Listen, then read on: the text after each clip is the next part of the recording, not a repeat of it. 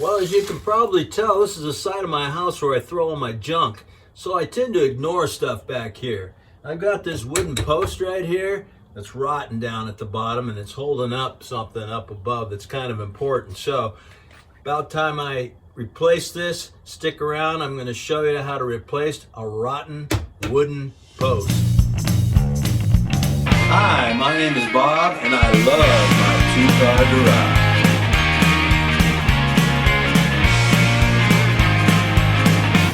Now, first of all, I've got to get the weight off my beam up there, so I'm just going to use a 2x4. I'm going to screw it to the side, put a block underneath it, and that's going to do it to start off with. I'm going to put some screws through that 2x4 and into that beam. The beam's still good and solid. Now, originally when I built this, that beam was good and level, but that beam is there, that post is rotted out. So I want to make sure it's still good. I'm going to put a level on it. If it's not right, I'm going to jack it up and make it right. Still good. If anything, it's a little high, so I think we're going to call it good. Now I'm going to put a block on the back side of this 2x4, this temporary 2x4, to make sure that this doesn't drop any. But depending on how much weight you have in your particular situation, you may have to do more than this to hold that up.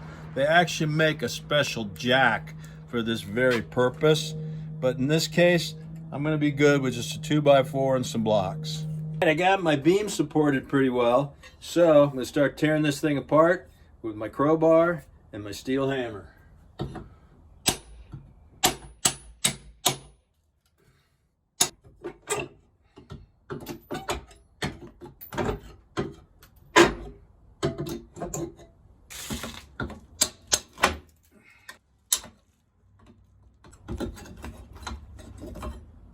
Well, the bottom side sure was easy. There was nothing holding that in place, just a bunch of bugs holding the hands.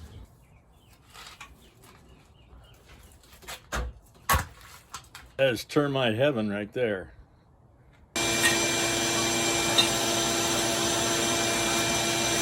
Now we need to make a big deal out of what you do on the bottom right here to keep that the bottom of your post from rotting out again. I'm going to give you a couple of options.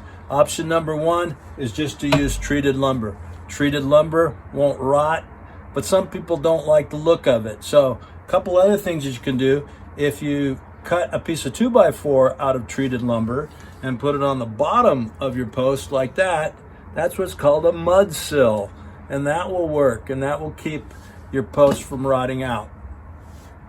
They also make a plastic block that's about this size that will go on the bottom of your post, and that will keep the moisture away from your post. But one way or another, you got to protect the bottom of your post from water that's going to come, and bugs. I'm going to double check the levelness on my beam. Now I'm going to measure up to get the height of my post.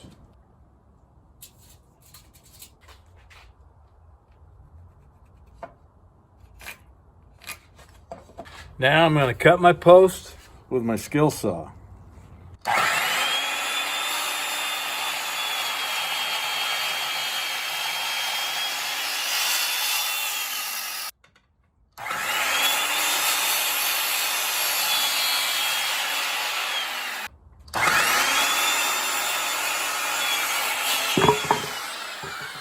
Now I want to make sure that this new post is seated down there in that hole real well, so I'm using the cutoff to kind of test it out.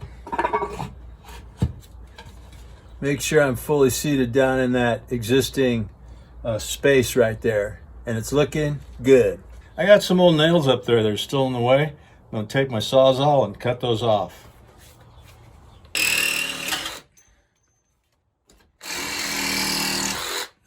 All right, it's time to put that new post back in. Now, I could jack up the roof just a little bit, but I don't need to.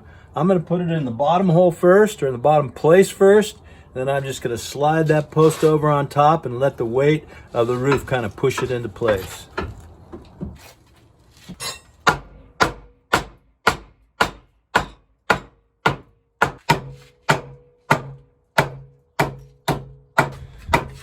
Going to double check that post for plumbness.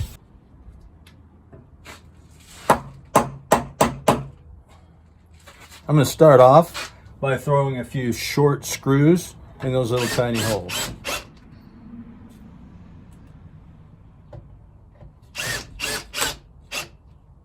And I can go ahead and take my temporary brace out now. Here in Southern California, things tend to shake a little bit, so I'm going to put some bolts in the bottom right here rather than just nail or screw those tiny little holes.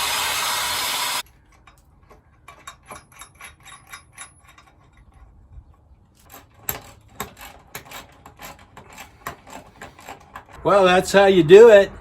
I want to leave you with this proverb that says, all hard work brings profit, but mere talk leads only to poverty. So what's that mean to me and you?